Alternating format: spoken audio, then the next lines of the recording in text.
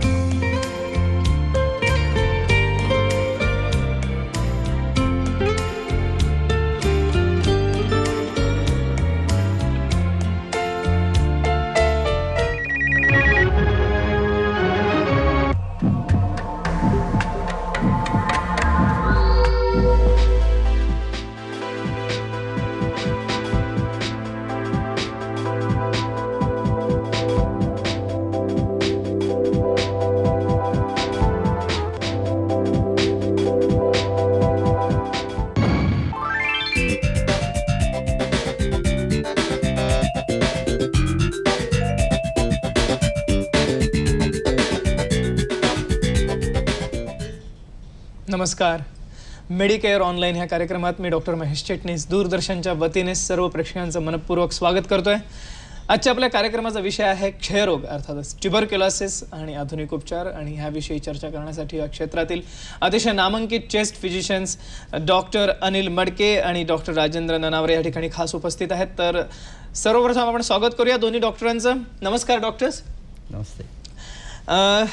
Doctor Anil मडके आणि doctor Nanaware, तुम्हाला दोघांनाही नमस्कार. दूरदर्शनच्या वतीने आणि आमच्या सर्व प्रेक्षकांच्या वतीने आपलं स्वागत कार्यक्रमात. तर सर्वप्रथम आपण ओळख करून घेऊया डॉक्टरांची. या ठिकाणी डॉक्टर अनिल मडके हे खास सांगलीवरून आज आपल्या कार्यक्रमात सहभागी होण्यासाठी आलेले आहेत. मी मगाशी सांगितल्याप्रमाणे डॉक्टर अनिल मडके हे चेस्ट फिजिशियन आहेत आणि सांगली या ठिकाणी प्रामुख्याने कार्यरत असतात आणि जनस्वास्थ्य या मासिकाचे ते संपादकही आहेत. आपले दुसरे डॉक्टर आहेत डॉक्टर राजेंद्र ननावरे. नमस्कार सर. डॉक्टर राजेंद्र ननावरे हे सिनियर मेडिकल ऑफिसर आहेत शिवडी म्हणजे सायन टीबी हॉस्पिटल या ठिकाणी. शिवडी टीबी हॉस्पिटल या ठिकाणी डॉक्टर ननावरे हे सिनियर मेडिकल ऑफिसर आहेत. आणि सगळ्यात महत्त्वाचं म्हणजे groups of TB hospitals doctors युनियनचे ते प्रेसिडेंट म्हणूनही कार्यरत आहेत. दोन्ही डॉक्टरांची ओळख करून दिल्यानंतर प्रेक्षकांसाठी नम्र विनंती आहे. मी प्रेक्षकांना नेहमी सांगतो त्याप्रमाणे आपल्या टीव्हीचा आवाज, प्लीज आपल्या टीव्हीचा आवाज कृपा करून अतिशय कमी ठेवा जेव्हा आपले प्रश्न विचाराल तेव्हा. आणि आपले प्रश्न हे कमी वेळात विचारा. मी विषय मगाशीच सांगितलेला आहे प्रेक्षकांना आणि तो आहे क्षयरोग अर्थातच ट्युबरक्युलोसिस आणि आधुनिक उपचार. ह्याविषयीचे आपले प्रश्न विचारण्यासाठी संपर्क ध्वनी पुढील प्रमाणे आहेत. सर्व प्रेक्षकांनी नीट लिहून घ्या. संपर्कासाठी दूरध्वनी क्रमांक आहेत 24908050 आणि दुसरा नंबर आहे 24988050. मुंबई बाहेरील प्रेक्षकांसाठी STD कोड 022 आहे. मी पुन्हा एकदा सर्व प्रेक्षकांना विनंती करतोय, सगळे प्रेक्षक वही आणि पेन घेऊन बसले असतीलच. नंबर्स नीट लिहून घ्या. 24908050 आहे पहिला नंबर आणि दुसरा नंबर आहे 24988050 आणि मुंबई बाहेरील प्रेक्षकांसाठी STD कोड 022 असा आहे. आजच्या कार्यक्रमाचा विषय अतिशय वेगळा आणि अतिशय महत्त्वाचा आहे. हा 2 कारणांसाठी. कारण भारतामध्ये आणि केवळ भारतातच नव्हे तर पूर्ण साऊथ एशिया किंवा आजूबाजूच्याही देशांमध्ये क्षयरोग किंवा ट्युबरक्युलोसिसचं प्रमाण अतिशय अधिक आहे, आपल्याला माहिती आहेच. थोडीशी याविषयीची माहिती घ्यायला गेलो आपण तर सर्वसाधारण असं आढळून येतं की 1 लाखांमध्ये 40,000 लोकांना क्षयरोगाची किंवा ट्युबरक्युलोसिसची बाधा होते आणि त्यापैकी 10% म्हणजे सर्वसाधारणपणे 5,000 रुग्णांना ॲक्टिव्ह इन्फेक्शन होतं, म्हणजे ज्याच्यामध्ये त्यांच्या थुंकीमध्ये ट्युबरक्युलोसिसचे जंतू हे पॉझिटिव्ह दिसतात. आणि त्याहून महत्त्वाचं म्हणजे असे रुग्ण दररोज 1000हून अधिक मरण पावतात. म्हणजे आपण तसं बघायला गेलं तर मिनिटाला एक रुग्ण आज आपल्या देशामध्ये, फक्त आपल्या देशामध्ये मी सांगतो, फक्त आपल्या देशामध्ये दर मिनिटाला एक रुग्ण क्षयरोगाने किंवा ट्युबरक्युलोसिसने, ज्याला आपण टीबी म्हणतो सर्वसामान्य भाषेमध्ये, ह्याने ग्रस्त होऊन मरण पावतो. आणि मला वाटते अतिशय दुःखदायक गोष्ट अशी, अतिशय क्लेशदायक अशी ही आकडेवारी आहे आणि ही आकडेवारी बदलणं कुठेतरी गरजेचं आहे. पण ही बदलण्यासाठीच आमचा हा आजचा खास अवेअरनेस, टीबी साठी अवेअरनेस क्रिएट करण्यासाठीचा हा कार्यक्रम आहे. त्यामुळे आपले प्रश्न जरूर विचारा कार्यक्रमात, कारण ट्युबरक्युलोसिस विषयी अनेक गैरसमज आज आपल्याला समाजामध्ये दिसतात आणि प्रामुख्याने हे रुग्ण दगावतात कारण ह्यांची ट्रीटमेंट ही उशिरा सुरू होते किंवा उशिरा ट्रीटमेंट सुरू होते आणि त्याचप्रमाणे औषध घेताना बऱ्याचदा औषधामध्ये सोडली जातात आणि त्यामुळे कधी कधी त्याचा रिलॅप्सही होऊ शकतो. आणि दुसरा महत्त्वाचा भाग ट्युबरक्युलोसिसला जोडून जो आहे आज आपल्याला दिसतोय तो आहे HIV किंवा एड्स बाधित रुग्णांना ट्युबरक्युलोसिसची बाधा सगळ्यात जास्त झालेली आपल्याला आढळून येते या ठिकाणी. आणि अशा रुग्णांचं दगावण्याचं प्रमाण हे सगळ्यात जास्त आहे आपल्या भारतामध्ये. तर ह्या सर्व गोष्टींविषयी आपण जाणून घेणार आहोत डॉक्टर अनिल मडके आणि डॉक्टर राजेंद्र ननावरे यांच्याकडून आजच्या कार्यक्रमामध्ये. डॉक्टर, स्वागत आपल्या कार्यक्रमात. सर्वप्रथम डॉक्टर मडके, आपण जाणून घेऊया की क्षयरोग किंवा ज्याला आपण ट्युबरक्युलोसिस म्हणतो हा नक्की काय आहे. आणि दुसरा सगळ्यात महत्त्वाचा भाग की ट्युबरक्युलोसिस म्हटलं की आपण फक्त म्हणतो की छातीमध्येच किंवा फुफ्फुसातच ट्युबरक्युलोसिस होतो असं नाहीये, तर शरीरातल्या बऱ्याच म्हणजे मेंदूचे आवरण आहेत किंवा हाडं आहेत किंवा पोटाचा टीबी आहे, म्हणजे बऱ्याच भागामध्ये ट्युबरक्युलोसिस आपल्याला झालेला आढळून येतो. तर सर्वप्रथम कुठल्या कुठल्या भागामध्ये टीबी होऊ शकतो आणि मग आपण फुफ्फुसाच्या टीबीकडे आपण या ठिकाणी फोकस करूया. काय सांगता येईल सर? क्षयरोग हा एक संसर्गजन्य आजार आहे. संसर्गजन्य आजार म्हणजे एका व्यक्तीकडून दुसऱ्या व्यक्तीकडे पसरणारा आजार. आपल्या भोवती अनेक प्रकारचे जीवजंतू असतात, जीवाणू असतात, विषाणू असतात. त्यापैकी मायकोबॅक्टेरियम ट्युबरक्युलोसिस नावाचा जो जीवाणू आहे, बॅक्टेरिया आहे, जंतू आहे, या जंतूमुळे होणारा संसर्गजन्य आजार म्हणजे ट्युबरक्युलोसिस, क्षयरोग. क्षयरोग हा शरीराच्या कोणत्याही अवयवाला होऊ शकतो, मुख्यत्वे करून फुफ्फुसांना. जवळजवळ 80 ते 90% रुग्ण हे फुफ्फुसाचे क्षयरोगी असतात, तर इतर 10 ते 20% रुग्ण हे फुफ्फुसाव्यतिरिक्त इतर अवयवांनी ग्रस्त होतात. त्यामध्ये पोट आहे, आतडी आहे, मेंदू आहे, मेंदूचं आवरण आहे, जॉईंट्स आहेत म्हणजे सांधे आहेत, त्वचासुद्धा आहे. आम्ही असं म्हणतो की केस आणि नख वगळता शरीराच्या कोणत्याही अवयवाला ट्युबरक्युलोसिस, टीबी होऊ शकतो. आणि फुफ्फुसाचा क्षयरोग जो आहे, छातीचा टीबी जो आहे, तो संसर्गजन्य प्रकारात अधिक होऊन मोडतो. कारण अशा रुग्णांच्या थुंकीमध्ये हे क्षयाचे जंतू वाढत असतात आणि ज्यावेळी हा रुग्ण थुंकतो, शिंकतो किंवा बोलतो, गातो, त्यावेळी त्याच्या तोंडातून जे वाफारे बाहेर पडतात, एरोसोल्स आम्ही त्याला म्हणतो, या एरोसोलमधून हे क्षयाचे जंतू हवेमध्ये तरंगतात. काही वेळा ते थुंकीतून बाहेर पडले की थुंकी वाळल्यानंतर त्यातून ते जंतू बाहेर पडतात आणि हे जंतू निरोगी व्यक्ती ज्यावेळी आत घेते श्वासावाटे, त्यावेळी त्या व्यक्तीला क्षयाची बाधा होऊ शकते. म्हणून कुठल्याही ठिकाणी कोणत्याही क्षणी होणारा, आपल्याला पकडणारा आजार, म्हणून या क्षयाकडं गांभीर्यानं पाहिलं पाहिजे आणि म्हणूनच आज आपण याच्याविषयी माहिती घेणार आहोत. येस, अतिशय महत्त्वाची माहिती दिली डॉक्टर मडके यांनी, त्याबद्दल धन्यवाद. आपण आता डॉक्टरांनी अतिशय चांगली माहिती दिली की 90% हा आपल्याला छातीचा किंवा फुफ्फुसाचा टीबी झालेला आढळून येतो. तुम्ही सर स्वतः सिनियर मेडिकल ऑफिसर आहात गव्हर्नमेंट हॉस्पिटलमध्ये, शिवडीला टीबी हॉस्पिटलमध्ये आहात. काय लक्षणं घेऊन, प्रारंभिक लक्षणं घेऊन ट्युबरक्युलोसिसचे रुग्ण येतात? काय सिनेरिओ काय आहे एकंदरीतच आणि प्रमाणाविषयी आपल्याला काय सांगता येईल? हे बघा, पहिला म्हणजे खोकला जो 3 आठवड्यापेक्षा जास्त आहे आणि ज्याच्यामध्ये बडके म्हणजे म्युकोप्युरुलेंट हे आहे, असा खोकला जर 3 आठवड्यापेक्षा जास्त आहे, ताप जो संध्याकाळी वाढतो असा, प्लस ज्याची वजन घटते आहे, म्हणजे भूक कमी होणे, वजन घटणे, ताप येणे, कधीकधी खोकल्यामधून रक्तही येणे, अशा पेशंटना आम्ही सस्पेक्टेड म्हणून त्याचा आम्ही थुकीचा तपास करतो आणि एक्सरे करतो. थुकीचा तपास हा जो आहे, ज्याला स्पुटम मायक्रोस्कोपी म्हणतात, हा सर्वात महत्त्वाचा तपास आहे. सुधारित RNTCP हा प्रोग्राममध्ये ह्याला फार महत्त्व दिलेलं आहे. जर थुकीचा तपासमध्ये जर क्षयजंतू जर आढळले आम्हाला, तर आम्ही मग त्याच्यावर ट्रीटमेंट सुरू करतो. येस सर, महत्त्वाचा भाग तुम्ही आता सांगितलात की थुंकीचा तपास हा केला जातो क्षयरोगामध्ये, पण ह्याच्यामध्ये जे इतर तपासण्या आहेत, ज्याच्यामध्ये एक्सरे आहे किंवा रक्ताच्या तपासण्या आहेत, ह्यांचं काही महत्त्व आहे का डायग्नोसिसमध्ये? डायग्नोसिसमध्ये ह्यांचं फार महत्त्व आहे. पण आता जे सुधारित रिवाइज नॅशनल ट्युबरक्युलोसिस प्रोग्राममध्ये थुकीच्या तपासाला फार महत्त्व दिलं आहे. कारण थुकीच्या तपासामुळे TB हा रोग आहे जो संसर्गजन्य रोग आहे. एका माणसाकडून दुसऱ्याला होण्याचं जे प्रमाण आहे हा खोकल्यामधून किंवा एरोसल जसं सरांनी सांगितलं त्याप्रमाणे होऊ शकतो. जर थुकीच्या तपासामध्ये जर पॉझिटिव्ह सापडलं तर आम्ही त्याला डेफिनेट डायग्नोसिस म्हणजे कन्फर्म डायग्नोसिस म्हणून त्याला करून आम्ही सुरू करतो. येस, महत्त्वाचा भाग सांगितला आपण. थोडंसं निदान पद्धतीकडे जाऊया नंतर, पण तत्पूर्वी जाणून घेऊया की हे ट्युबरक्युलोसिस किंवा क्षयरोग होण्यामागे कारण काय काय असू शकतात.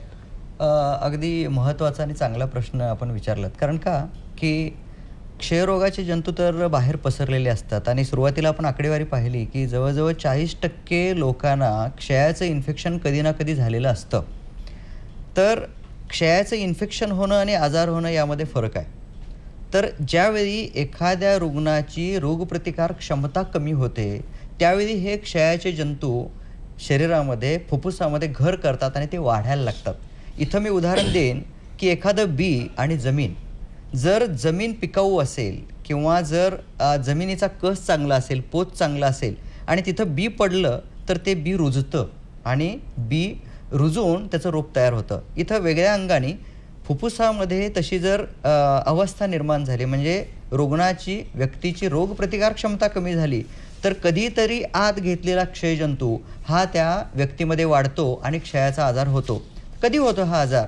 तर ज्या व्यक्तीला मधुमेह आहे किंवा ज्या व्यक्तीला HIV सारखा आजार आहे, एड्सचा आजार आहे, ज्या व्यक्तीची रोगप्रतिकार क्षमता कमी झाली, वेळेवर खात नाही, वेळेवर झोपत नाही, विश्रांती प्रॉपरली घेत नाही, खूप काम करते अशी व्यक्ती, जागरण करते, अशा व्यक्तींच्यामध्ये हा आजार मोठ्या प्रमाणावर आढळतो.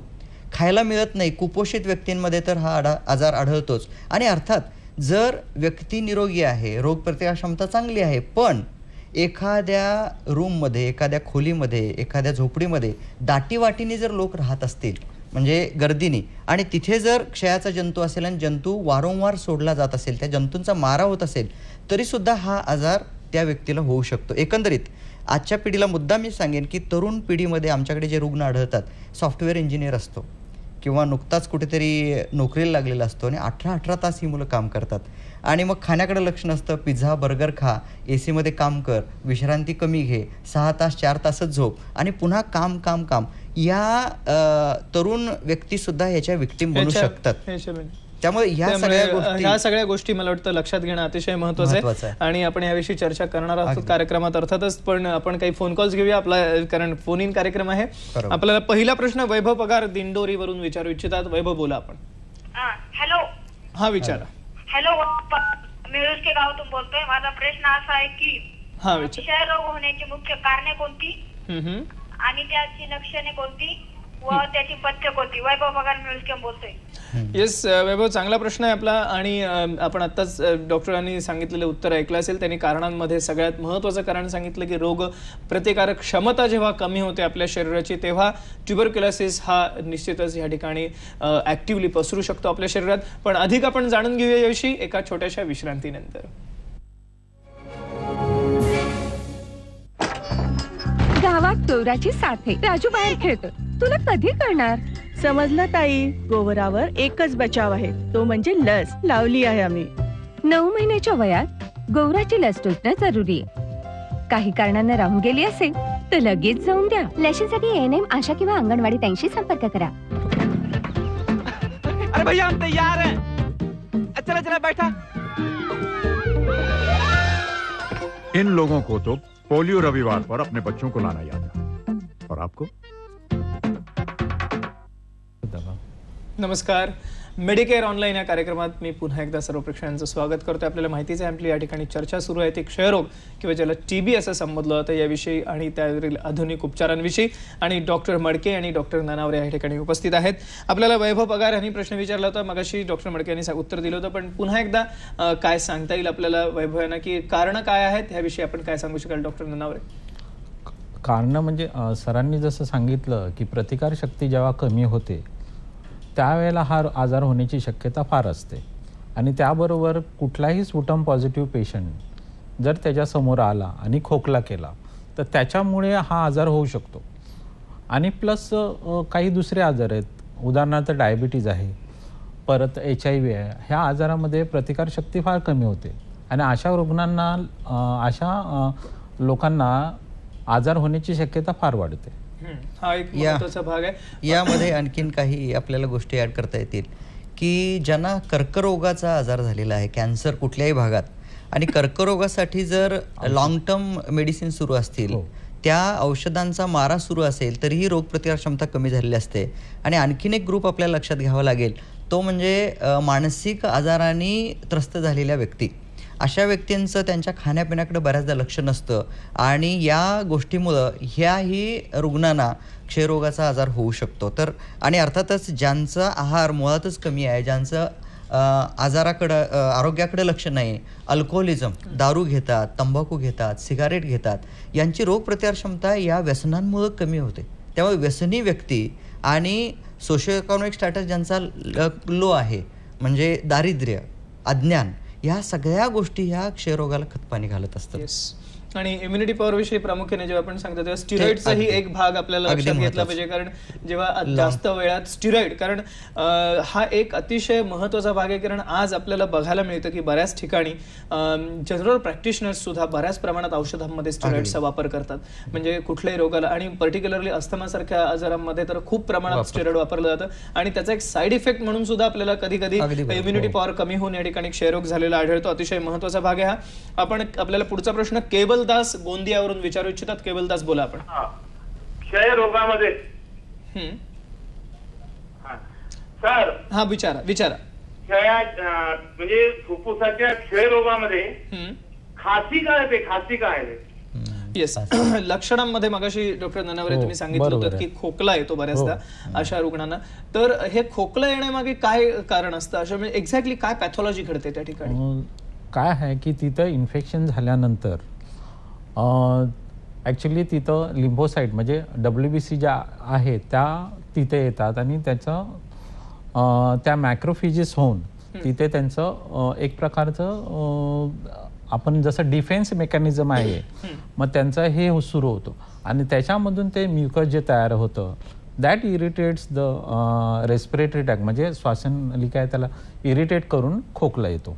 येस, म्हणजे म्युकसची जी उत्पत्ती होते त्या ठिकाणी थुंकी किंवा कफाची जी उत्पत्ती होते, हा कफ संचित झाल्यानंतर त्या ठिकाणी ब्रॉन्कोस्पॅझम किंवा या ठिकाणच्या ज्या छोट्या छोट्या श्वासवाहिन्या आहेत त्याच्यामध्ये स्पॅझम निर्माण होऊन हे खासी किंवा खोकला निर्माण होतो. आणि हे खोकला हा एक लक्षण झालं याच्यामध्ये. त्याच्याही मध्ये व्यतिरिक्त त्यांनी डॉक्टरांनी मगाशी सांगितलं तर पण वजन कमी होणं किंवा बारीक ताप येणं अशी लक्षणं दिसतात. आणखी काही लक्षणं दिसतात का ह्याच्यामध्ये? अगदी यामध्ये आता डॉक्टरनी सांगितलंच आहे की यामध्ये आपल्याला चित्र बघूया. क्षयरोग जो होतो या चित्रामध्ये आपल्याला दिसतं की फुफ्फुसाचा क्षयरोग झाल्यानंतर ट्युबरकल्स निर्माण होतात. यामध्ये छोट्या छोट्या गाठी ज्या असतात, या गाठी हे एक प्रमुख त्याची पॅथोफिजिओलॉजी झाली. पण त्याबरोबर काही वेळा फुफ्फुसामधल्या लसिका ग्रंथी वाढतात, त्या ग्रंथींचं प्रेशर येऊन सुद्धा वाढू शकतं. आणि सगळ्यात महत्त्वाची गोष्ट अशी की फुफ्फुसाचे जे काही आजार आहेत त्या आजारापैकी जवळजवळ 70-80% आजारामध्ये खोकला हा येतोच. खोकल्याची पॅथोफिजिओलॉजी पाहायची झाली तर मग मेडिकल टर्मिनॉलॉजी खूप वापरायला लागेल. तर खोकला हा सुरुवातीला कोरडा असतो, हे महत्त्वाचा भाग. खोकला सुरुवातीला कोरडा असतो आणि काही दिवसानंतर, काही आठवड्यानंतर त्यामध्ये कफ तयार होतो, स्पुटम तयार होतो, थुंकी पडायला लागते आणि हा खोकला वारंवार यायला लागतो. म्हणजे दम्याच्या रुग्णांमध्ये बहुत करून पहाटेच्या वेळी किंवा रात्रीच्या वेळी खोकला असतो, असा खोकला क्षयरोगामध्ये असत नाही. क्षयरोगामध्ये हा कंटिन्युअस असतो, बाउट्स येतात त्याचे, अगदी खोकल्याची उबळ खूप प्रमाणात येते आणि खोकल्याबरोबर थुंकी पडता पडता हळूहळू रक्त पडायला लागतं. तेव्हा खोकल्याबरोबर रक्त पडणं हे लक्षण क्षयाचं आहे, हे प्रेक्षकांनी श्रोत्यांनी लक्षात घ्यायला हवं. याच्याबरोबरची लक्षणं आपण जी विचारलीत, लहान मुलांमध्ये ही लक्षणं सर्व आढळत नाहीत. लहान मुलं खायला किरकिर करतात, प्यायला किरकिर करतात, नीटशी वागत नाहीत, इरिटेबल होतात, दंगा करायला लागतात, विनाकारण रडायला लागतात, रात्रीची त्यांची झोप होत नाही आणि वाढ होत नाही. बऱ्याचशा आया मुलांना घेऊन येतात, हा वाढतच नाही, ह्याचं वजनच वाढत नाही, किंवा हा जर दूध पित असेल तर दूध पित नाही, किंवा बाटली त्याला असेल तर बाटलीचं दूध पित नाही, अशा तक्रारी ह्या मुलांच्या असतात. आणि ॲडल्ट्समध्ये, प्रौढांमध्ये या लक्षणांव्यतिरिक्त बऱ्याचदा खोकल्याचं जे प्रमाण असतं ते बदलतं, किंवा आधीच त्यांना जर दम्याचा त्रास असेल किंवा COPDचा आजार असेल तर त्या व्यक्तींमधला कफ वाढायला लागतो. अचानक त्याचं जी कन्सिस्टन्सी आहे ती बदलते आणि त्याचे कंटेंट बदलतात, त्याचा रंग बदलतो. बऱ्याच लोकांना दमल्यासारखं होतं, अस्वस्थ वाटायला लागतं. ज्या व्यक्तींमध्ये फुफ्फुसाच्या आवरणात पाणी होतं या व्यक्तींना कोरडा खोकला येतो, त्यांना बाकीचं काहीच लक्षण असत नाही आणि ह्या व्यक्ती दुर्लक्षल्या जाऊ शकतात. आणि अर्थात फुफ्फुसाच्या व्यतिरिक्त जर इतर अवयवांचे क्षय असतील तर त्यांची लक्षणं पूर्णतः वेगळी असू शकतात. अतिशय महत्त्वाचा भाग आहे, त्याविषयी आपण जाणून घेऊया. सोनावणे जळगाववरून आपल्याला काही प्रश्न विचारू इच्छितात. बराच वेळ ते STD कॉलवरती आहेत. सोनावणे विचारा आपण. भाऊसाहेब बोला. नमस्कार सर. नमस्कार. मी चाळीसगाववरून बोलतोय. तर मुलाला मानेला गाठी आहेत, तर त्या गाठी मी चेक केल्या, रिपोर्ट वगैरे क्लिअर मिळाले आणि त्या डॉक्टरांनी हाताला एक इंजेक्शन दिलं होतं, तिथे एक पेनाची मार्किंग केली होती. तर ते काय म्हणायचे, अशी सूज वगैरे जर आली तर आपल्याला काही घेऊ शकतं, पण ते म्हणे तसं काही नाही. तर त्या गाठी कशाच्या असू शकतात?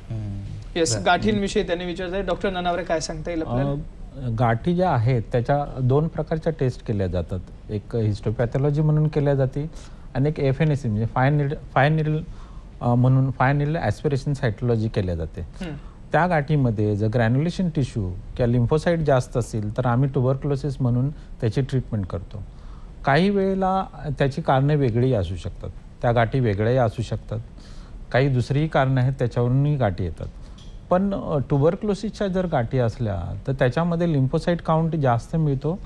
प्लस त्यांनी सांगितलं की हातावर त्यांनी हे केलं, ते जी टेस्ट आहे ती मांटूस टेस्ट आहे आणि ती मांटूस टेस्ट जर पॉझिटिव्ह आली, लहान मुलांमध्ये जर 10 वर्षाच्या आत मुलाला मांटूस टेस्ट जर पॉझिटिव्ह आली, जी की 10च्या वर असायला पाहिजे, 10च्या आत असायला पाहिजे, पण 10च्या वर जर आली तर ती आम्ही पॉझिटिव्ह घेऊन प्रायमरी कॉम्प्लेक्स ह्याच्या खाली आम्ही त्याला ट्रीटमेंट सुरू करतो. म्हणजे मुलांना होणारा जो TB आहे तो फार वाईट असतो, कारण तो ॲडल्टमध्ये किंवा मोठ्या माणसामध्ये होतो तसा होत नाही. तो कसा की मुलांना होणारा TB हा कधी कधी मेंदूला वगैरे, मेंदूच्या आवरण आहे मेनिंजायटिस वगैरे ह्याला होतो. त्यामुळं हा जो प्रिकॉशन किंवा हा होऊ नये म्हणून आम्ही त्याचे ट्रीटमेंट सुरू करतो. ओके, म्हणजे हा एक महत्त्वाचा भाग आहे. ह्याच्यामध्ये अँगल आहे की प्रिव्हेन्शन किंवा प्रिकॉशन म्हणून सुद्धा आपण कधी कधी या ठिकाणी ट्रीटमेंट चालू करू शकतो. हा महत्त्वाचा भाग आहे. आपल्याला एक फोन कॉल येतोय अजून. श्रीकृष्ण पाटगावकर अंबरनाथ वरून काही प्रश्न विचारू इच्छितात. श्रीकृष्ण बोला आपण. नमस्कार सर. नमस्कार. माझे 3 प्रश्न आहेत. हा विचारा. पहिला प्रश्न असा आहे की पूर्वी 25 वर्षापूर्वी स्ट्रेप्टोमायसिन इंजेक्शन दिलं जायचं, त्याचा सध्या या इंजेक्शनचा रोल कितपत आहे? दुसरा प्रश्न असा आहे की रेझिस्टंट ट्युबरक्लोसिस म्हणून एक आजार आहे, तर त्यावर आपण थोडक्यात प्रकाश टाकाल का? आणि तिसरा प्रश्न असा आहे की समजा सर्व रिपोर्ट्स नॉर्मल असतात पण केवळ टेम्परेचर आहे, तर therapeutic line of anti tubercular treatment चालू करणं योग्य आहे, कारण ती किती दिवस करावी? आणि प्रेग्नन्सीमध्ये पहिल्या किंवा दुसऱ्या महिन्यामध्ये एखाद्या व्यक्तीला ट्युबरक्लोसिसचं निदान झालं तर ती ट्रीटमेंट किती दिवस कंटिन्यू ठेवावी आणि त्यासाठी MTP करण्याची आवश्यकता आहे का नाही यावर थोडक्यात प्रकाश टाकावा. येस, चांगले प्रश्न आहेत आपले डॉक्टर श्रीकृष्ण, पण आम्ही आपल्या प्रश्नाला उत्तर देतोय एका छोट्याशा विश्रांतीनंतर.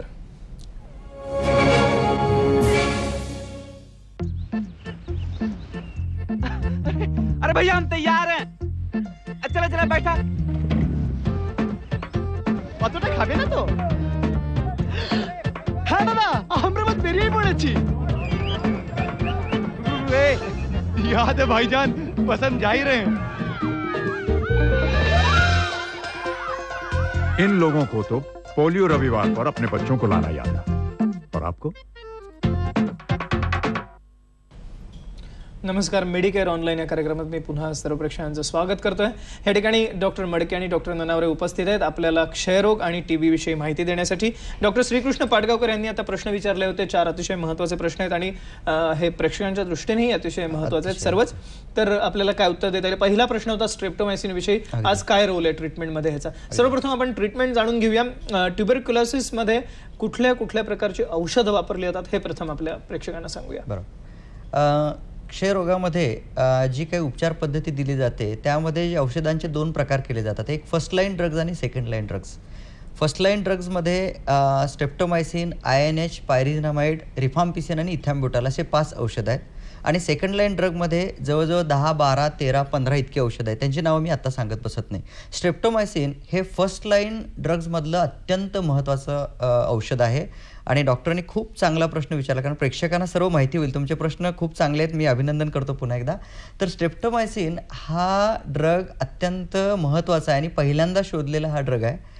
पहिल्यांदा शोधलेला असला तरी आजही त्याचं इम्पॉर्टन्स फार महत्त्वाचं आहे. आजही आम्ही डॉक्टर स्ट्रेप्टोमायसिन वापरतो आणि स्ट्रेप्टोमायसिनला ॲक्टिव्हिटी खूप चांगली आहे. विशेष करून जिथं फुफ्फुसांमध्ये कॅव्हिटी होते, कॅव्हिटींमधल्या जंतूंना मारण्याचं काम स्ट्रेप्टोमायसिन करतं. त्याचा रोल मोठा आहे, ते वापरायलाच हवं. दुसरा प्रश्न होता की रेझिस्टंट ट्युबरक्युलोसिस, आणि याच्यावर प्रकाश टाकायला त्यांनी सांगितलेलं आहे. तर रेझिस्टंट ट्युबरक्युलोसिस म्हणजे औषधाला दाद न देणारा क्षयरोग. बऱ्याचदा काय होतं की बरेच रुग्ण औषधं वेळेवर घेत नाहीत किंवा औषधं सुरू केली की मध्येच सोडतात किंवा काही वेळा कमी डोसमध्ये ती औषधं घेतात. अशा लोकांमध्ये क्षयाचे जंतू औषधाला दाद देईनासे होतात. याला आम्ही क्षयरोगाचे जंतू कोडगे झाले असे म्हणतो. तर अशा कोडग्या झालेल्या जंतूंचा आजार ज्यांना होतो त्यांना रेजिस्टंट TB म्हणतो. आणि या रेजिस्टंट TBच्या व्यक्तींना ही औषधं पारंपरिकरित्या दिल्या जाणारी औषधं चालत नाहीत. त्यांना त्या थुंकीचा किंवा ब्रॉन्कियल वॉशचा टेस्ट करून त्या टेस्टमध्ये जे जंतू आलेले आहेत त्या जंतूंवर प्रक्रिया करून, त्याला आपण ड्रग ससेप्टेबिलिटी टेस्ट म्हणतो, अशी टेस्ट करून त्या थुंकीमधले जंतू ज्या औषधाला दाद देतात अशी टेस्ट करूनच उपचार केले तर हा रुग्ण पूर्ण बरा होतो. रेजिस्टंट TBबद्दल बोलण्यासारखं खूप आहे, त्यावर आपण पुन्हा येऊ. तिसरा प्रश्न तुमचा आहे की सगळ्या टेस्ट जर निगेटिव्ह आल्या आणि रुग्णाला टेम्परेचर आहे तर त्याला थेरॅपेटिक ट्रीटमेंट डॉक्टरनी द्यावी का? मी म्हणेन थांबा. कारण आज आपल्या विषय आपला जो आहे तो आधुनिक उपचार पद्धतीचा आहे आणि आधुनिक उपचाराबरोबर आधुनिक निदान पद्धती आपल्याकडे आलेल्या आहेत, ज्यामध्ये PCR नावाची टेस्ट आहे, पॉलिमरेज चेन रिॲक्शन. आपण हव्या त्या प्रकारच्या सॅम्पलचा, म्हणजे थुंकी असेल, ब्रॉन्कियल वॉश असेल, ब्लड असेल किंवा आता मानेच्या गाठीमधला स्त्राव असेल, या स्त्रावामध्ये किंवा या सॅम्पलमध्ये क्षयाचे जंतू आहेत का नाही बघणं हे आपल्याला महत्त्वाचं ठरेल. त्या एखादा इव्हिडन्स आल्याशिवाय ट्रीटमेंट सुरू करणं योग्य नाही. हे इव्हिडन्सेस जर आले नाहीत आणि तुम्हाला ठाम वाटतं की TBचा शक्यता आहे तर थेरॅपेटिक ट्रीटमेंट सुरू करावी, अगदी शेवटचा पर्याय म्हणून. आणि शेवटचा प्रश्न प्रेग्नन्सीचा. प्रेग्नन्सीमध्ये पुन्हा एकदा सांगतो की सर्व औषधं एक्सेप्ट स्ट्रेप्टोमायसिन, सर्व औषधं आपण देऊ शकतो, व्यवस्थितरित्या देऊ शकतो. स्ट्रेप्टोमायसिन सुरू करू नये. सुरू झाला असेल तर मात्र आपल्याला टर्मिनेशन करावं लागेल. स्ट्रेप्टोमायसिन शिवाय इतर औषधं असतील तर MTP करायची गरज नाही. ट्रीटमेंट द्या, पेशंट बरा होतो. महत्त्वाचे सर्व प्रश्नांना उत्तर दिले डॉक्टर मडके यांनी. आपल्याला पुढचा प्रश्न दमयंती डोंबिवलीवरून विचारू इच्छितात. दमयंती बोला आपण.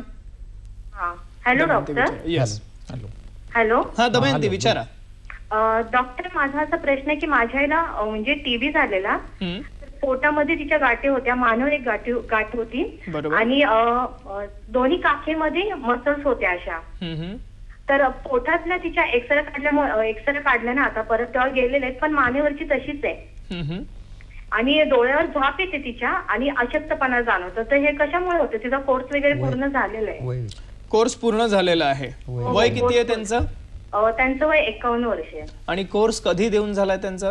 हो. नाही, कोर्स कधी संपला? त्यांचा डिसेंबर महिन्यात 2 तारखेला पूर्ण झालेला आहे. डिसेंबर महिन्यात 2 तारखेला पूर्ण झालेला आहे. ठीक आहे, आपण फोन ठेवलात तरी चालेल. या ठिकाणी डॉक्टर ननावरे आपल्याला उत्तर देतील. काय सांगता येईल सर त्यांना आपल्याला? ट्रीटमेंट घेतल्यानंतर काही वेळेला पेशंट बरा होतो आणि त्याच्यानंतर परत त्याचं डॉर्मंट ज्या बॅसिला आहेत त्या परत येऊ शकतात. त्याला आम्ही कधी कधी रिलॅप्स म्हणतो, म्हणजे संपूर्ण ट्रीटमेंट घेतली त्यांनी आणि परत पेशंटला तो त्रास होतो आणि तो परत ट्रीटमेंटसाठी येतो. अशा पेशंटला रिलॅप्स केस म्हणून आम्ही ट्रीट करतो.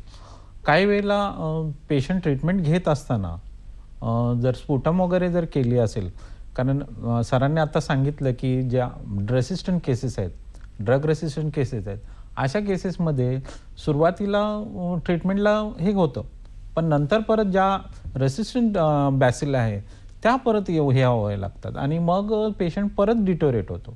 अशा कंडिशनमध्ये हे करावं लागतं की त्याचं कल्चर आणि सेन्सिटिव्ह करणं फार गरजेचं आहे. ॲट द सेम टाईम सरांनी जसं सांगितलं PCR करून जर असेल जंतू, कारण साध्या मायक्रोस्कोपीमध्ये डेड बॅसिलाय मिळतात, पण ह्या ज्या नवीन आधुनिक टेक्निक आहेत त्याच्यामध्ये लाईव्ह बॅसिलाय बघता येतात आणि अशा ह्याच्यामध्ये आपण लाईव्ह बॅसिलाय बघून आपण त्याची ट्रीटमेंट सुरू करू शकतो. ओके, म्हणजे हा एक नवीन उपचार पद्धतीचा एक ॲडव्हान्टेज झाला की जर का आपण अशा रीतीने रोग निदान करू शकलो तर अर्थातच त्याची ट्रीटमेंट आपण नीट करू शकतो. सर, तुम्हाला एक अजून छोटासा प्रश्न विचारू इच्छितो की आज प्रचंड प्रमाणात भारतामध्ये टीबी आणि सरकारी पातळीवरती बऱ्याच प्रमाणात ह्या टीबीचं निर्मूलन करण्यासाठी प्रयत्न सुरू आहेत. डॉक्टरांनी मगाशी ट्रीटमेंटविषयी आपल्याला सांगितलं, वेगवेगळ्या प्रकारचे ड्रग्ज आज उपलब्ध आहेत.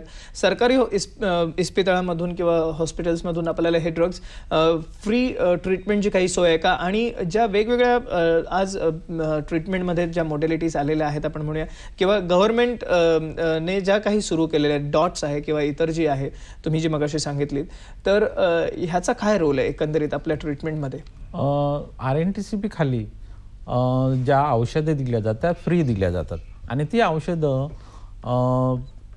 सर्टन रुग्णांना दिलं. म्हणजे उदाहरणार्थ जर फ्रेश केस आहे, सिरियसली इल आहे, स्पुटम ज्याचं पॉझिटिव्ह आहे, अशा पेशंटला आम्ही कॅटेगरी 1 सुरू करतो. त्याच्यामध्ये ट्रीटमेंट 6 महिन्याची असते. ती इंटरमिटंट थेरपी आहे, म्हणजे एक दिवस सोडून दिल्या जाते आणि त्याच्यात दर 2 महिन्याला आम्ही स्पुटम त्याची चेक करून त्याला मॉनिटर करतो आणि त्याची अकाउंटिंगली बघतो की हा पेशंट इम्प्रूव्ह होतोय की नाही. त्या ह्याच्यामध्ये कॅटेगरी 1, कॅटेगरी 2 आणि कॅटेगरी 3 असे 3 भाग आहेत. कॅटेगरी 1मध्ये आम्ही सुरुवातीच्या 2 महिन्यात डॉट्स खाली म्हणजे डायरेक्ट ऑब्झर्व थेरपीमध्ये त्याला आम्ही 1 दिवस आड करून आमच्या सेंटरवर बोलवतो आणि त्या ह्याच्यात त्याला आमच्या आपण 1 बाय 1 जाऊया डॉट्स आणि ह्याच्याविषयी. एक मी फोन कॉल घेतो आणि मग मी पुन्हा उत्तराकडे येतो, कारण डॉक्टर फोनवरती आहेत. एक डॉक्टर नंदकुमार सूर्यवंशी मालेगाववरून आपल्याला काही प्रश्न विचारित. डॉक्टर नंदकुमार बोला. सर मी असं विचारू इच्छितो सर. हा बोला. वारंवार जर ब्रॉन्कायटिस होत असेल सर पेशंटला, तर त्याला टीबी होऊ शकतो का? आणि टीबी आणि ब्रॉन्कायटिसचा याचा काही संबंध येऊ शकतो का? येस डॉक्टर नंदकुमार सोमवंशी, आम्ही आपल्या प्रश्नाला उत्तर देतोय, पण अर्थातच पहिलं उत्तर पूर्ण झाल्यानंतर सर आपण जेव्हा ट्रीटमेंट विषयी आता बोलत होतो आपण एक एक करून माहिती घेऊया. सर्वप्रथम मला सांगा की सरकारी किंवा गव्हर्नमेंट हॉस्पिटलमध्ये ट्युबरक्युलोसिसची आज ट्रीटमेंटची सोय कुठे कुठे उपलब्ध आहे?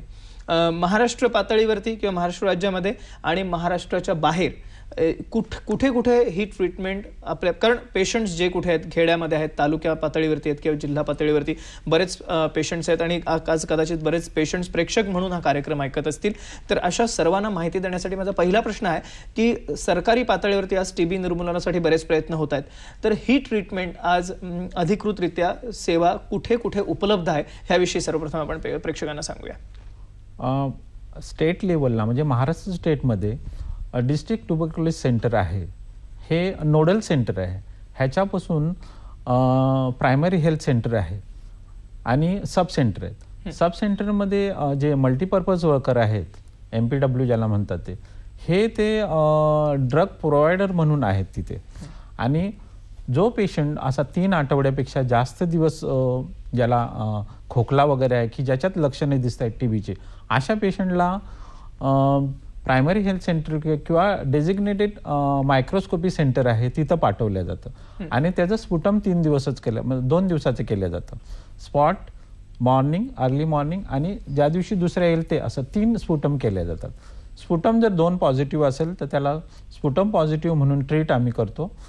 त्याच्यामध्ये स्पुटम जर निगेटिव्ह असेल तर त्याला एक्सरे बघून आणि प्लस येस, हा सर्व ट्रीटमेंटचा भाग अर्थातच आहे, पण ही सेवा कुठे कुठे उपलब्ध आहे? म्हणजे ही सेवा प्रायमरी हेल्थ सेंटरमध्ये उपलब्ध आहे, सब सेंटर आहे, सब सेंटरमध्येही आहे आणि प्रत्येक तालुका किंवा जिल्हा पातळीवरती ही सेवा फ्री किंवा मोफत पुरवली जाते का? हो, मोफत पुरवली जाते ही. कारण हा मेसेज एक लोकांपर्यंत पोहोचणं, कारण बरेचसे लोक कधी कधी पैशांअभावी ट्रीटमेंट घेत नाहीत किंवा ट्रीटमेंट अर्धवट सोडतात, तर अशा लोकांसाठी हा संदेश जाणं मला वाटतं गरजेचं आहे. आणि तुम्ही सिनियर मेडिकल ऑफिसर आहात टीबी हॉस्पिटलमध्ये, तर काय सांगता येईल लोकांना आपल्याला? कारण का माहिती आहे, ज्या वेळेला पेशंट आम्ही डायग्नोज करतो तर त्याचा एक सेपरेट असा बॉक्स काढतो, कारण त्याच्यामध्ये कधीही असं इंटरप्शन येऊ शकत नाही. सेपरेट बॉक्स काढल्यानंतर जी ट्रीटमेंट सुरू होते त्याची ती संपेपर्यंत तो बॉक्स आम्ही वापरतो त्यामुळे असं कधीही, आता पूर्वी कसं की काही हे व्हायचं, पण रिवाइज नॅशनल ट्युबरक्युलोसिस प्रोग्राममध्ये आम्ही टोटल ट्रीटमेंटचा एक वेगळा बॉक्सच त्या माणसाच्या नावाने काढतो. ओके, त्यामुळे ती पूर्ण ट्रीटमेंट त्यांना मिळू शकते. हा एक महत्वाचा भाग आहे. आणि अर्थातच फ्री आहे आणि ही ट्रीटमेंट मोफत आहे. हे सर्व प्रेक्षकांना मला या ठिकाणी मुद्दामून पुन्हा एकदा मी सांगू इच्छितो की प्रत्येक गावागावातून आणि प्रायमरी हेल्थ सेंटर्स, त्याप्रमाणे सब सेंटरमधून आणि त्याच्या पुढे असणारी सेकंडरी किंवा टर्चरी सेंटर्समध्ये सुद्धा आज ट्युबरक्युलोसिसची ट्रीटमेंट जी आहे ही पूर्णतः मोफत किंवा फ्री आहे. त्यामुळे अशा रुग्णांनी वेळ न घालवता तात्काळ ह्या सेवेचा लाभ घेऊन आपला रोग पूर्ण बरा केला पाहिजे. आणि हे करताना केवळ त्यांचा स्वतःचाच फायदा नाही, तर संपूर्ण समाजाचाही ते फायदा करून देतात. कारण असे रोगी जर का आपण बरे करू शकलो तर ह्याचा जो पुढे होणारा प्रसार आहे हा आपण निश्चित टाळू शकतो. आपल्याला मगाशी डॉक्टर नंदकुमारांनी प्रश्न विचारला, त्या प्रश्नाचं उत्तर द्यायचं, पण तत्पूर्वी अजून एक फोन कॉल घेऊया आणि दोन्ही प्रश्नांची उत्तर देऊया. मंजुळा शेणोय आपल्याला पवईवरून काही प्रश्न विचारू इच्छितात. मंजुळाताई विचारा आपण. नमस्कार तिन्ही डॉक्टरांना. नमस्कार. विचारायचंय की इतर भागामध्ये होणाऱ्या टीबीची लक्षणं आणि कारणं तीच आहेत का, किंवा त्याच्यावर जर असं सांगा. आणि दुसरं असं की माहिती जी सुरुवातीला डॉक्टरांनी दिली ना ती धोकादायक आणि धक्कादायक आहे. म्हणजे एवढं जर प्रमाण आहे तर अवेअरनेस वाढलाच पाहिजे. ह्याच्यासाठी तुम्ही कशा प्रकारे मार्गदर्शन कराल, कारण सगळ्यांनाच ह्याची गरज आहे. कारण सर्वसामान्य लोकांना थुकी कुठल्या प्रकारची आहे हे काय कळणं म्हणजे खरंच अशक्य आहे. त्यावेळेस अवेअरनेस साठी तुम्ही काय सांगाल? येस मंजुळाताई, आम्ही आपल्या प्रश्नाला उत्तर देतोय पण एका छोट्याशा विश्रांतीनंतर. शाळा झाली, पदवी मिळाली, तहान भुकेत काय, ज्ञान माहिती पैसा नसता कसा करू व्यवसाय. अरे चिंता कसली करतो मित्रा, आहे ना मिटकॉन. स्वयंरोजगार आणि उद्योजकता प्रशिक्षणासाठी मान्यवर नाव, 25 वर्षांचा प्रदीर्घ अनुभव. Beauty parlour, jewellery designing, dairy farming, inverter दुरुस्ती, mobile repairing, fashion designing. Phone number 2553-0308. महाराष्ट्राच्या जिल्ह्यात.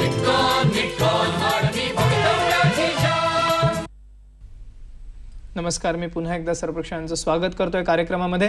आपल्याला माहिती आहे आपल्या ठिकाणी चर्चा सुरू आहे क्षयरोग किंवा ट्युबरक्युलोसिसच्या आधुनिक उपचार पद्धतीवरती. आपल्याला दोन प्रश्न आले होते मगाशी. डॉक्टर नंदकुमार सोमवंशी यांनी जो प्रश्न विचारला होता की ब्रॉन्कायटिस आणि ट्युबरक्युलोसिस ह्याचा जो संबंध आहे, आणि मग मंजुळा शेणोय यांच्या प्रश्नाला उत्तर देऊया. पण काय सांगता येईल? त्यांनी प्रश्न असा केला होता की ब्रॉन्कायटिसच्या व्यक्तींना टीबी होऊ शकतो का? नक्की होतो. खरं तर एक गोष्ट लक्षात घ्या सर्वांनी की कुठल्याही वयाच्या, कुठल्याही जाती धर्माच्या, पंथाच्या कुणालाही टीबी होऊ शकतो. कुणी असं भ्रमात राहू नये की मला होणारच नाही, होऊ शकतो. ब्रॉन्कायटिसची ट्रीटमेंट डॉक्टर तुम्ही जर सुरू केली असेल किंवा ट्रीटमेंट चालू असेल तर पहिल्यांदा हे बघायला पाहिजे की ब्रॉन्कायटिस, आता सर्वांसाठी सांगतो की वारंवार खोकला आणि थुंकी येणं आणि ती वर्षातून 1 महिन्यापेक्षा 2 महिन्यापर्यंत राहणं आणि ती सलग 2 वर्षापेक्षा अधिक काळ राहणं, याला ब्रॉन्कायटिस आम्ही वैद्यकीय परिभाषेत म्हणतो. तर सीझनमध्ये हा ब्रॉन्कायटिस वाढू शकतो, पावसाळ्यात किंवा थंडीमध्ये. ब्रॉन्कायटिसच्या रुग्णांना जी औषधं सुरू आहेत, फॉर एक्झाम्पल ब्रॉन्कोडायलेटर्स असतील किंवा त्यावेळी दिली जाणारी अँटीबायोटिक्स असतील किंवा एक्सपेक्टरंट असतील, ही औषधं पुरेशी प्रमाणात दिली गेलीत की नाही हे आधी पाहणं जरुरीचं आहे. ब्रॉन्कायटिसची ट्रीटमेंट जर पूर्ण दिली गेली आहे आणि जर त्याला वारंवार त्रास होतोय तर मग या कारणांचा शोध घ्यायला पाहिजे. सुरुवातीला सांगितलं त्याप्रमाणे संध्याकाळी येणारा ताप, डॉक्टरांना मुद्दाम मी सांगतो माझ्या मित्रांना की पेशंटला विचारताना ताप संध्याकाळी येतो का असं नका विचारू. पेशंटला विचारा ताप सकाळी येतो का. जर पेशंटला संध्याकाळी येत असेल तर तो थांबवेल तुम्हाला, नाही डॉक्टर सकाळी येत नाही संध्याकाळी येतो. बऱ्याचदा रुग्ण नादात असतो आणि संध्याकाळी येतो का याचं उत्तर तो हो देऊ शकतो. तसंच इतर जी लक्षणं आहेत त्यामध्ये वजन कमी होणं, भूक न लागणं, ह्या सर्व तक्रारींबरोबर पेशंटचा टोटल काउंट करून घ्यावा. टोटल काउंट आणि लिम्फोसायटिक काउंट जास्त असेल, टोटल काउंटपेक्षा लिम्फोसायटिक काउंट जास्त असेल तर महत्त्वाचा आहे. ESR खूप वाढला असेल तर तो महत्त्वाचा आहे. आणि मग या अनुषंगानं तुम्ही त्या लाईनला जा, मॉन्टू टेस्ट करा, ट्युबरक्युलिन टेस्ट करा, वाटल्यास PCR करा. स्पुटम पॉझिटिव्ह येणं महत्त्वाचं आहे, पण स्पुटम पॉझिटिव्ह नसेल तर बऱ्याच व्यक्तींमध्ये एक्सरेवर दिसतं. एक्सरेत जर पॉझिटिव्ह नसेल तर ब्रॉन्कियल वॉश करा आणि या अनुषंगानं तुम्ही प्रूव्ह द डायग्नोसिस. प्रूव्ह केल्याशिवाय ब्रॉन्कायटिसच्या पेशंटला टीबीची ट्रीटमेंट देऊ नका, पहिलं उत्तर. आणि दुसरा प्रश्न जो विचारला होता तो होता की इतर ठिकाणी क्षयरोगाची लक्षणं तीच असतात का? जगात कुठेही गेलात तरी क्षयरोग म्हणजे क्षयरोगच असतो. जसा माणूस म्हणजे माणूस, ज्याला डोळे 2, कान 2, नाक तिथल्या तिथं, तसं क्षयरोगाची लक्षणं तशीच असतात. फक्त काय फरक पडतो, अपवादात्मक स्थितीत लक्षणं थोडी कमी जास्त असू शकतात. म्हणजे वजन 80 किलो आहे, 82 किलो आहे, पैलवान आहे, व्यायाम करतो दररोज आणि त्याला क्षयाचं इन्फेक्शन झालं तरी सारी लक्षणं त्याच्यात दिसणार नाही. त्याच्या एक्सरेमध्ये डाग दिसेल, एक्सरेमध्ये मोठी पांढरा भाग मोठा दिसेल. या व्यक्तीमध्ये इतर टेस्ट पॉझिटिव्ह येतील पण त्याला कदाचित ताप येणं नसेल, कदाचित खोकला जास्त नसेल, असा अपवाद असू शकतो. आणि त्याने आणखीन एक प्रश्न केला की धक्कादायक त्यांना वाटलं. धक्कादायक आहेच, आम्ही सांगत असतो की धक्कादायक आहे, धोकादायक आहे, सांभाळा. मी तुम्हाला सांगेन सर्व प्रेक्षकांनी लक्षात ठेवावं की जो माणूस, खरं तर आपण बऱ्याच ठिकाणी जातो, गर्दीच्या ठिकाणी दररोज भाजी आणायला जातो, मंडईमध्ये जातो, बस स्टँडवर जातो, रेल्वे स्टेशनवर जातो आणि हल्ली विमानतळावर सुद्धा बस स्टेशनसारखी गर्दी असते, लक्षात घ्या. तर अशा रस्त्यावर चालताना, शाळेमध्ये मुलं जातात लहान, अशा प्रत्येक गर्दीच्या ठिकाणी ज्यावेळी शेजारचा माणूस, शेजारची व्यक्ती खोकत असेल तर आवर्जून सांगा की बाबा रे असं उघड्यावर खोकू नकोस, रुमाल धर, प्रेमानं सांगा, गांधीगिरी करा. आणि असं प्रत्येकानं जर केलं तर मला वाटतं ट्युबरक्युलोसिसचा, टीबीचा स्प्रेड जो आहे, त्याचा प्रसार जो भारतातला आहे तो पुष्कळ कमी होईल. आणि ह्याच अनुषंगाने आपल्याकडे थुंकण्यावरती जी बंदी घातली गेलेली आहे, आज मुंबईमध्ये थुंकण्यावरती बंदी आहे, पण इतरही गावागावातून आणि शहरांमधून आज थुंकणी किंवा कुठल्याही प्रकारे पान खाऊन थुंकणं असून देत, तंबाखू खाऊन थुंकणं असून देत किंवा येणारा कफाचे उबळ आल्यानंतर थुंकणं असून देत, ह्याच्यावरती कंट्रोल ठेवला पाहिजे आपण. आणि त्याच्याच बरोबरीने अर्थात ही सरकारचंही एक कर्तव्य आहे की त्यांना त्या त्या ठिकाणी थुंकण्यासाठी किंवा कफ काढून टाकण्यासाठी वेगळ्या सुविधा उपलब्ध करून दिल्या पाहिजेत. हा एक महत्त्वाचा भाग आहे, त्याविषयी आपण जाणून घेऊया. प्रमोद वेद विख्यात आपल्याला नाशिकवरून काही प्रश्न विचारू इच्छितात. प्रमोद बोला. तर 3 प्रश्न आहेत. पहिला प्रश्न असा की अस्थमा पेशंटला टीबी होऊ शकतो का, पहिला. नंतर टीबीचं फुल फॉर्म काय मला समजलं ते, आणि टीबी साधारण म्हणजे किती पिरियड मध्ये जर पहिल्या स्टेज मध्ये असेल तर किती पिरियड लागतो कम्प्लीट रिकव्हर व्हायला. प्रमोद, येस तुम्ही फोन ठेवा. तिन्ही प्रश्नांचं उत्तर काय तत्पूर्वी मगाशी उत्तर देता मी डॉक्टर मडके यांना थांबवलं. काय सांगायचं होतं तुम्हाला? मगाशी मी सांगितलं की बाबा खोकताना नाकावर रुमाल धरायला पाहिजे हे सांगायला पाहिजे. तसंच ज्यावेळी एखादा रुग्ण क्षयाची ट्रीटमेंट घेतो त्यावेळी बऱ्याचदा आम्हाला असं आढळून येतं की ट्रीटमेंट पूर्ण केली जात नाही. अज्ञानामुळे असेल किंवा सिम्पटम्स जे आहेत, तक्रारी ज्या आहेत त्या कमी झाल्यात म्हणून ट्रीटमेंट सोडून देतात. ही सोडून देणाऱ्यांची संख्या कमी व्हायला पाहिजे, ऑन द कॉन्ट्ररी 0 व्हायला पाहिजे. त्यामुळं एखादा क्षयाचा रुग्ण असेल तर त्याच्याकडे दुर्लक्ष न करता कुटुंबियांनी त्याचं प्रबोधन करून त्याची ट्रीटमेंट पूर्ण होते की नाही आणि ट्रीटमेंट देणाऱ्या डॉक्टरांनी देखील, गाव पातळीवरच्या डॉक्टरांनी देखील त्याचा पाठपुरावा करून ट्रीटमेंट पूर्ण करणं. म्हणजे एक क्षयाचा रुग्ण दरवर्षी नवीन 15 रुग्ण तयार करत असतो, नवीन 15 रुग्ण. तर एक क्षयाचा रुग्ण जर आसपास असेल तर तो ट्रीटमेंट पूर्ण करतो की नाही हेही बघणं आणि अर्थात याविषयी सर्वांना सांगणं हे मला वाटतं प्रबोधनाचं होऊ शकतं. डॉक्टर, एक प्रश्न तुम्हाला मी विचारू इच्छितो की मगाशी आपण बोललो सुरुवातीला की शरीराच्या वेगळ्या वेगळ्या भागामध्ये टीबी होऊ शकतो. छाती सोडून, फुफ्फुस सोडून आपण इतका वेळ फुफ्फुसांवरती कॉन्सन्ट्रेट केलंय किंवा लक्ष दिलंय. साधारण कॉमनली फुफ्फुसाच्या व्यतिरिक्त कुठल्या भागात टीबी आढळतो आणि त्याची लक्षणं सर्वसाधारण काय असू शकतात ह्याविषयी आपल्याला काय सांगते? जास्त कॉमन छातीनंतर म्हणजे फुफ्फुसानंतर पोटामध्ये आहे, सांध्यामध्ये आहे किंवा गाठीचा टीबी आहे.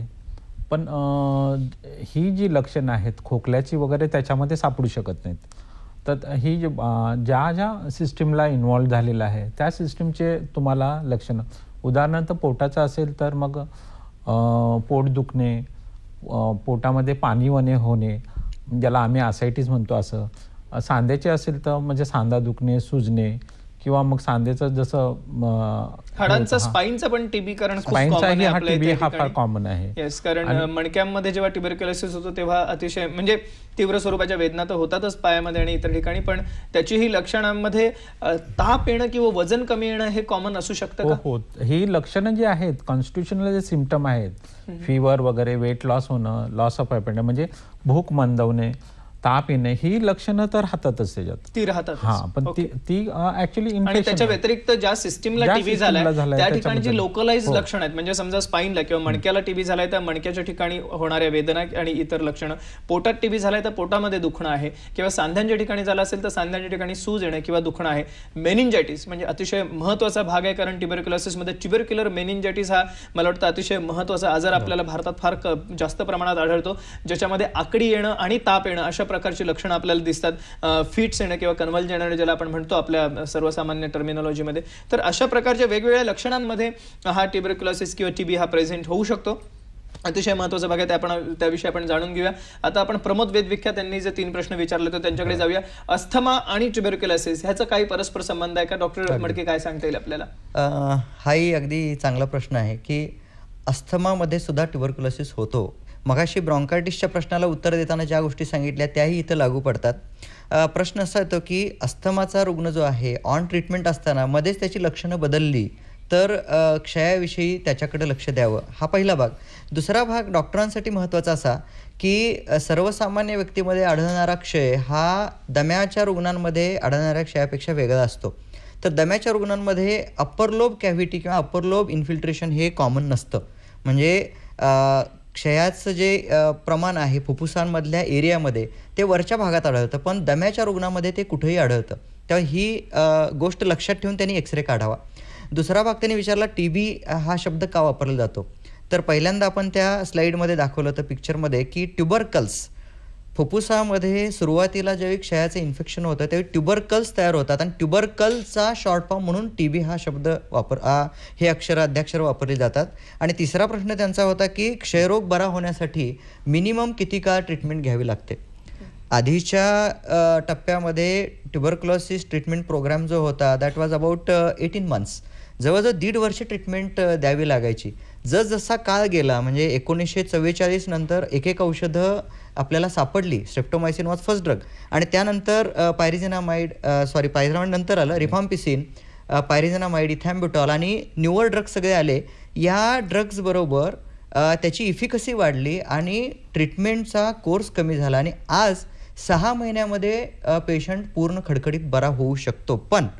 पण आहे इथं की पेशंटनी व्यवस्थित ट्रीटमेंट रेग्युलर न चुकता, म्हणजे एकदा जेवण चुकलं तर चालेल पण गोळी चुकवायची नाही. हे काही मूलमंत्र आहेत टीबीमधले, हे डॉक्टरनी वापरायला पाहिजेत आणि 6 महिन्यात बरा होतो. अर्थात एक्सेप्शनल केसेसमध्ये आणि एक्स्ट्रा पल्मोनरी म्हणजे जॉईंट्स टीबी आहे किंवा ॲब्डॉमिनल टीबी आहे तर या केसेसमध्ये 9 महिने किंवा 12 महिने ट्रीटमेंट द्यावी लागते.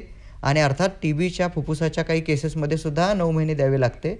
आणि जर पेशंटला इतर आजार असतील किंवा रेजिस्टंट टीबी असेल तर हा काळ 18 महिन्यापर्यंत जाऊ शकतो. एक महत्त्वाचं आहे. तर ट्रीटमेंट पूर्ण करणं सगळ्यात महत्त्वाचं आहे. डॉक्टरांनी आपल्याला अतिशय चांगला संदेश दिला. आपण ट्युबरक्युलोसिस आणि अधिक जाणून घेऊया पण एका छोट्याशा विश्रांतीनंतर.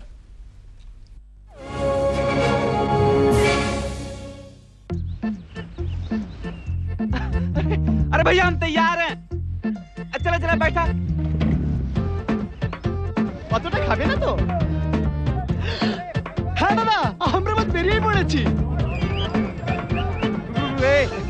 याद है भाईजान, पसंद जा ही रहे हैं। इन लोगों को तो पोलियो रविवार पर अपने बच्चों को लाना याद था, और आपको? नमस्कार. मेडिकेअर ऑनलाईन या कार्यक्रमात मी पुन्हा सर्व प्रेक्षकांचं स्वागत करतोय. आमची या ठिकाणी चर्चा सुरू आहे क्षयरोग किंवा ट्युबरक्युलोसिस ज्याला म्हटलं जातं आणि त्यावरील आधुनिक उपचार पद्धतीविषयी. डॉक्टर मडके आणि डॉक्टर ननावरे उपस्थित आहेत या ठिकाणी. सर, आपल्याला पुढचा एक प्रश्न येतो तो आपण घेऊया. आधी रवी पाटील आपल्याला बोरिवलीवरून काही प्रश्न विचारू इच्छितात. रवी बोला. रवी पाटील बोरिवलीवरनं बोलतोय. माझा प्रश्न असा आहे की पूर्वी टीबीच्या रोगांवरती काही डॉक्टर लोक पेशंटला तळेगाव आणि अन्य मेंढ्या कळ आणि बकऱ्यांच्या कळपामध्ये बसवायचे, त्याला आयुर्वेदिक असं औषधी असं काय कारण आहे का? येस, अतिशय चांगला प्रश्न विचारलाय. मी हा प्रश्न विचारणारच होतो आता, आणि जो आपण अतिशय विचारलात फार हे महत्वाचं आहे. कारण मेंढ्यांना कधी कर्करोग नाही, मी चुकून बोललो, आय एम रिअली सॉरी, क्षमस्व. क्षयरोग जो आहे हा मेंढ्यांना कधी होत नाही असं समजलं जातं आणि म्हणून पूर्वीच्या काळी क्षयरोग बरा करण्यासाठी बऱ्याचदा मेंढ्यांच्या कळपामध्ये अशा रुग्णांना नेऊन बसवलं जात असे. जेव्हा टीबीवरती ट्रीटमेंट उपलब्ध नव्हती तेव्हा हा एक उपचार पद्धती केली जात असे. डॉक्टर ननावरे, आपला काय अनुभव आहे याशिवाय? सर, मला असं वाटतं की मेंढ्याच्या कल्पामध्ये वगैरे नेऊन तुम्ही एक हे करू शकता, पण जसं आपल्या ह्याच्यात ज्या वेळेला टीबीचे जंतू सापडले आणि समजले गेले की हा टीबीच्या जंतू नव्हतं. नॉर्मली टीबीचे आजार झाला तर प्रतिकारशक्तीमुळं काही वेळेला तो हे होऊ शकतो, असं नाही की तो एकदम, पण त्याच्यामध्ये की ट्रीटमेंट हा जो भाग आहे ज्याला आम्ही किमोथेरपी बोलतो म्हणजे AKT बोलतो, हा जो भाग आहे हा 100% त्या जंतूंना मारतो आणि त्या जंतू मारल्याशिवाय हा TB बरा होऊ शकत नाही. म्हणून TBचे पूर्वीचा जो सॅनिटोरियमचा जो प्रकार होता तो संपलाय, कारण त्याच्यात त्यांनी मग चेंजेस आणले. सॅनिटोरियम हा जो पूर्वीचा प्रकार होता की जेव्हा टीबीवरती औषधं उपलब्ध नव्हती, आज टीबीवरती अतिशय प्रभावी उपचार पद्धती, औषध आहे, फर्स्ट लाईन ड्रग्ज आहेत, सेकंड लाईन ड्रग्ज आहेत. अशा काळामध्ये आपल्याला अशा प्रकारचे उपचार घेण्याची अर्थातच काही आवश्यकता राहिलेली नाहीये. हा महत्वाचा भाग आहे त्याच्यामध्ये. डॉक्टर मडके, काही आपल्याला याविषयी अनुभव, आपण स्वतः सांगलीवरून आलेले आहेत, आपल्याला गाव पातळीवरती काही अशा प्रकारचे अनुभव येतात का? अगदी मला असं सांगावं लागेल की आजही प्रेक्षक हो, श्रोते हो, लक्षात घ्या की मेंढ्यांच्या कळपात बसणे हा शुद्ध मूर्खपणा आहे, अंधश्रद्धाच आहे ती. मला वाटतं गेल्या आठवड्यात किंवा 15 दिवसापूर्वी वगैरे सोलापूरमध्ये हा प्रकार घडला होता आणि कुणाच्या तरी पुढाकाराने हजारो लोक त्या मेंढ्यांच्या कळपामध्ये, मी नाव घेत नाही ते, की तिथे जाऊन बसले. आणि तुम्हाला सांगतो रियालिटी की एक वृद्ध गृहस्थ हॉस्पिटलमधून सलाईनसहित तिथं आले आणि दुर्दैवानं त्या मेंढ्यांच्या कळपामध्ये त्यांना प्राण गमवावा लागला. जसा बातमी होती ती, जसा त्याला प्राण गमावा लागला, मेंढ्याही पळाल्या आणि ज्यांनी हा कळप आणला होता ते लोकही पळाले. लक्षात घ्या, अंधश्रद्धेच्या नादी लागू नका. मी तुम्हाला सांगेन की विज्ञान अवतार किंवा यंत्रावतार हा देवाचाच अवतार माना, विज्ञान हा देव माना आणि विज्ञानाची कास धरा. जिथं सिद्ध झालेलं आहे इथं आपल्याला दाखवू शकतो. मी एक एक्सरेचा एक पिक्चर आहे आणि क्षयाचे जंतू सुद्धा इथं आहेत, मी तुम्हाला मुद्दाम दाखवू इच्छित. या ठिकाणी ट्युबरक्युलोसिस आहे आपल्याला दिसतोय आणि यामध्ये पुन्हा एक हे क्षयाचे जंतू आहेत. क्षयाचे जंतू हे कोट्यावधी संख्येमध्ये असतात आणि त्यामुळे आजार होतो हे सिद्ध झालेलं असताना इतर मार्गाला लागू नका, ट्रीटमेंटच घ्या. आणि यासारखे अनेक प्रकार आहेत. काय असतं की क्षयाचा रुग्ण हा धास्तावलेला असतो आणि धास्तावलेला, त्रासलेला, त्राग्याने त्रस्त झालेला असतो, तो कुणाच्या तरी सांगण्यावरून काहीतरी करतो आणि वेगवेगळे देशी उपचार पद्धतीला बळी पडतो. तसं करू नका, उपचार घ्या आणि त्या ठिकाणी बरे होऊ शकाल. आणि सगळ्यात महत्वाचं की उपचार पद्धती पूर्ण करा, अर्धवट सोडू नका, हा सगळ्यात महत्वाचा मेसेज. आणि अशी उपचार पद्धती डॉक्टर ननावरे यांनी सांगितल्याप्रमाणे गाव पातळीपासून, तालुक्यापासून, जिल्ह्यापासून ते सर्व शहरांमध्ये आज सरकारने मोफत उपलब्ध करून दिलेली आहे. हे सर्व प्रेक्षकांनी ध्यानात ठेवणं अतिशय आवश्यक आहे. आपल्याला पुढचा प्रश्न रावजी सावंत कोलाब्यावरून विचारू इच्छितात. रावजी बोला. रावजी विचारा. मला वाटतं त्यांचा फोन कट झालाय. जाता आता 2 प्रश्न डॉक्टर ननावरे तुम्हाला विचारू इच्छितो. एक भाग जे तुम्ही मगाशी म्हणालात हे AKT, ह्या औषधांचे साईड इफेक्ट म्हणून कधी कधी लिव्हरवरती दुष्परिणाम होऊ शकतात, लिव्हरला सूज येऊ शकते आणि त्यामुळे जॉन्डिस किंवा काविळीही निर्माण होऊ शकते. तर अशा रुग्णांमध्ये आपण काय उपचार करता? अशा रुग्णांना मोस्टली आम्ही ॲडमिट करतो हॉस्पिटलमध्ये. ॲडमिट केल्यावर त्याला मॉनिटर आम्ही करतो आणि जी औषधांनी हे ड्रग इंड्यूस हेपॅटायटिस झाले ते पहिले बंद करतो. प्रामुख्याने म्हणजे रिफॅम्पिसिन हे जे औषध आहे, रिफॅम्पिसिन INH आणि PZA, ही औषधं त्यासाठी थोडीशी त्रासदायक असतात. ही बंद केल्यावर आम्ही त्यांना मॉनिटर करून नॉर्मल आल्यावर परत मग आम्ही ती औषधं टप्प्याटप्प्याने सुरू करतो. येस. आणि ह्या औषधांच्याच बरोबरीने मला सगळ्यात महत्वाचा भाग आज प्रेक्षकांना सांगायचा तो असा आहे की औषधांच्या बरोबरीने हाय प्रोटीन्स डाएट घेणं हे अतिशय महत्वाचं असतं. म्हणजे आपल्या आहारामध्ये सर्व प्रकारच्या प्रोटीन्सयुक्त पदार्थांचा, ज्याच्यामध्ये अंडी, मासे, मांस, मच्छी किंवा त्याचप्रमाणे डाळी आहेत, अशा सर्व पदार्थांचा ह्या ठिकाणी वापर करणं अतिशय आवश्यक आहे. कारण अशा डाएट आणि औषध यांच्या एकत्रित परिणाम म्हणून आपण क्षयरोग किंवा TB हा पूर्णपणे बरा करू शकतो. त्यामुळे आहारावरती सुद्धा आपलं लक्ष ठेवा. आणि डॉक्टर मडके यांनी सांगितल्याप्रमाणे आपल्या हेल्थला, म्हणजे सर्व प्रकार तरुणांनी आणि तरुण आणि सर्वच पिढीने ह्या ठिकाणी पालन करणं आवश्यक आहे. मला माहिती आहे सर्व प्रेक्षकांना या ठिकाणी डॉक्टरांशी संपर्क करायचा, पण वेळेअभावी ठिकाणी आपल्याला थांबावं लागतंय. ज्या प्रेक्षकांना या ठिकाणी क्षयरोगाविषयी माहिती हवी असेल असे सर्व प्रेक्षक पुढील फोन नंबरवरती प्रश्न विचारू शकतात. आपण हेल्पलाईन नंबर्स नीट लिहून घ्या. हेल्पलाईन नंबर्स पुढील प्रमाणे आहेत डॉक्टर मडकेंचे. 0233264880 हा पहिला नंबर आहे.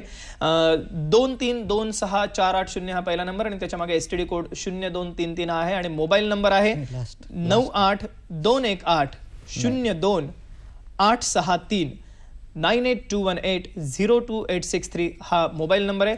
पहिले दोन्ही नंबर डॉक्टर ननावरे यांचे आहेत आणि दुसरे 2 नंबर डॉक्टर मडकेंचे आहेत.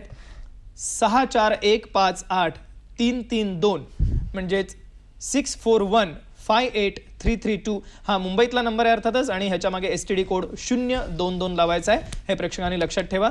आणखीन एक मोबाईल नंबर आहे क्षयरोगाविषयी माहिती घेण्यासाठी 9860852385. ही डॉक्टर मडके यांची हेल्पलाईन आहे. 9860852385 हे ह्या ठिकाणी ह्या नंबरवरती आपण अर्थातच क्षयरोग किंवा ट्युबरक्युलोसिस ह्याच्याविषयी जर का आपल्याला काही माहिती हवी असेल, अधिक माहिती हवी असेल, तर ह्या दोन्ही हेल्पलाईन नंबरवरती आपण फोन करून ह्या ठिकाणी माहिती घेऊ शकता. आमचा आजचा कार्यक्रम तुम्हाला कसा वाटला ते तुम्ही आम्हाला पत्ररूपाने जरूर कळवा. पुढील पत्त्यावरती संपर्कासाठी पत्ता आहे निर्माता मेडिकेअर ऑनलाईन, दूरदर्शन केंद्र वरळी, मुंबई 400030. त्याचप्रमाणे डॉक्टर या ठिकाणी उपस्थित राहिलात आणि आमच्या प्रेक्षकांनी विचारलेल्या प्रश्नांना उत्तर दिली त्याबद्दल आभार. त्याचप्रमाणे प्रेक्षकांनी आजचा कार्यक्रम यशस्वी केल्याबद्दल मी प्रेक्षकांचे आभार मानू इच्छितो. धन्यवाद.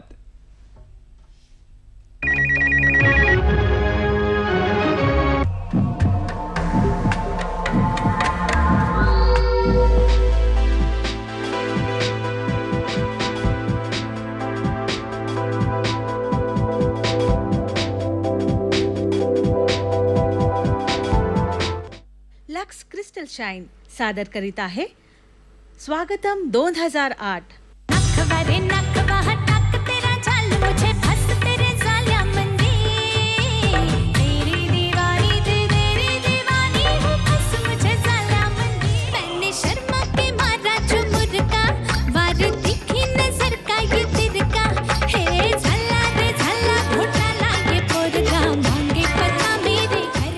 स्वागतम 2008 प्रक्षेपण 31 डिसेंबर रात्र 9 ते 10 आणि रात्र 10:30 ते 12:30 पर्यंत फक्त सह्याद्री वाहिनीवर. प्रस्तुत करता लक्स क्रिस्टल शाईन. नवीन लक्स क्रिस्टल शाईन. आता सौंदर्याची भीती कशाला. पार्ले मिल्क शक्ती सुरझंकार.